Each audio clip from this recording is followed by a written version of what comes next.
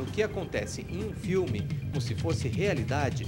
Ciência, essa semana, faz um mergulho na história e mostra as diferentes faces que os fatos podem assumir.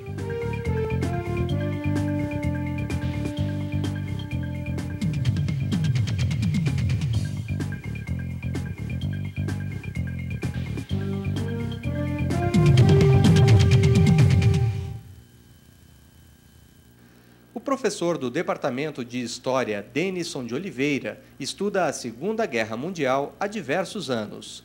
O levantamento histórico, feito sobre a campanha brasileira na Europa, resultou no livro Os Soldados Brasileiros de Hitler, lançado em 2007. Além dos estudos sobre a atuação dos pracinhas, o professor conduz a pesquisa Cinema e História Contemporânea, narrativas fílmicas da Segunda Guerra Mundial. A partir do estudo dos filmes de guerra que retratam o conflito, o professor conta de que maneira um filme representa uma versão de um fato histórico, contado a partir do ponto de vista de seus realizadores. Cada filme é um discurso histórico. E da mesma maneira que o discurso escrito, o discurso fílmico, ele também parte de um ponto de vista que é socialmente determinado. Quer dizer, ele não é neutro, ele não é inocente, ele não é destituído de preconceitos, né? Então é muito importante para a gente entender o tipo de discurso que é enunciado, saber de qual ponto de vista esse discurso é enunciado. E aí o cinema, a televisão, o audiovisual em geral tem uma armadilha, ele tem uma pegadinha. Porque se você contempla uma pintura, uma escultura, se você lê uma poesia ou um livro, você já parte do pressuposto. É uma coisa que é auto-evidente, que aquilo foi feito por alguém.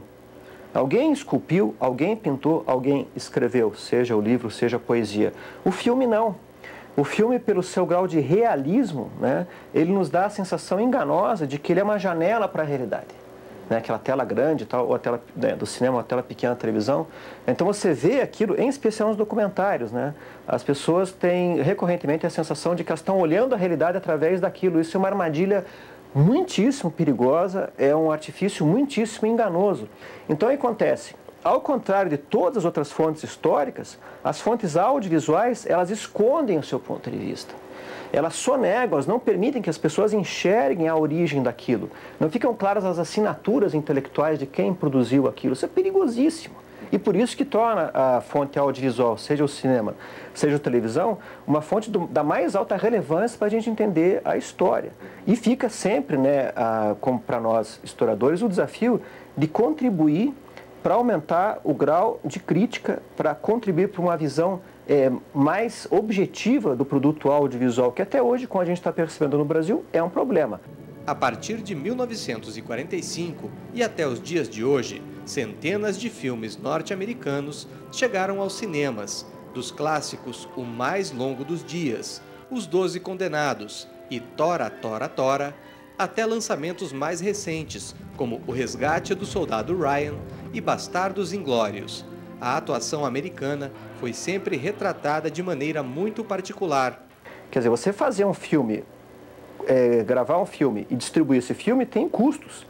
E ninguém faz isso por benemerência. As pessoas fazem isso para fins lucrativos. Por isso que eu acho a dimensão mais importante dessa categoria chamada indústria cultural, aqui no ramo de negócio. Então as pessoas fazem um filme não é porque elas querem descobrir a verdade sobre a história. Não é porque elas querem educar o povo na verdadeira história. Absolutamente. Elas querem fazer um filme que funcione, que venda. Que seja divertido, que tenha entretenimento, que tenha aventura, drama, romance, emoção, tragédia, enfim, que atrai as pessoas para o cinema ou para a videolocadora e venda. Nesses termos, o compromisso com a acurácia histórica, né, com a exatidão na reconstrução histórica, ele vai meio que pela porta fora. O momento em que o estudo fica mais claro é quando são comparados momentos históricos semelhantes de dois pontos de vista diferentes.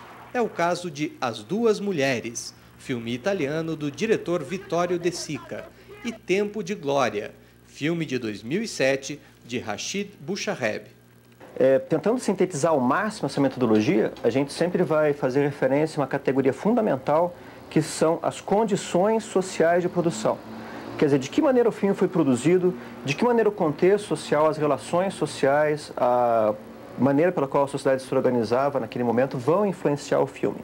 Então, a reconstituição histórica das condições sociais de produção é absolutamente fundamental para você entender o sentido da história que o filme conta.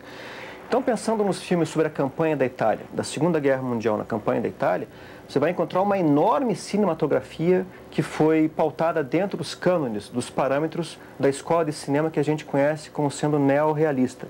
O neorrealismo italiano, que tomava um ponto de vista que era fundamentalmente pacifista, antifascista e intensamente pautada pelas questões sociais do período. Todos com Vittorio De Sica, Rossellini, trabalham muito detalhadamente nessa dimensão do drama humano que a guerra representou para o italiano.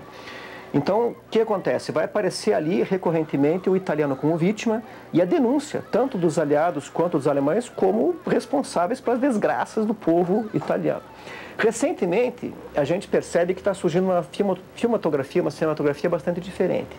Eu gosto sempre de citar o filme que se chama Les Indigènes, do diretor marroquino de nome complicadíssimo, que agora não me ocorre a citar, mas que é um lançamento de 2005, né, e que retrata a ação das tropas árabes que foram recrutadas pelos franceses para lutar do lado deles na Segunda Guerra Mundial.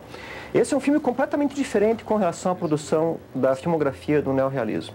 Quer dizer, uma coisa é aquilo que o italiano está falando da guerra, outra coisa é aquilo que o marroquino está falando da guerra, outra coisa é aquilo que o negro norte-americano está falando da guerra. E aí o que acontece? Ao você conseguir estabelecer de qual ponto de vista está sendo enunciado esse discurso, você já começa a avançar na sua interpretação de por que o filme conta aquela história, por que o filme dá aquele sentido à história. E o desafio que fica para o historiador, mais que um desafio, aliás, é uma obrigação profissional nossa. Também, além de tudo, confrontar, coligir o conteúdo desses filmes com aquilo que a história conhece a respeito. A seguir, o professor Ângelo da Silva descobrirá a resposta depois do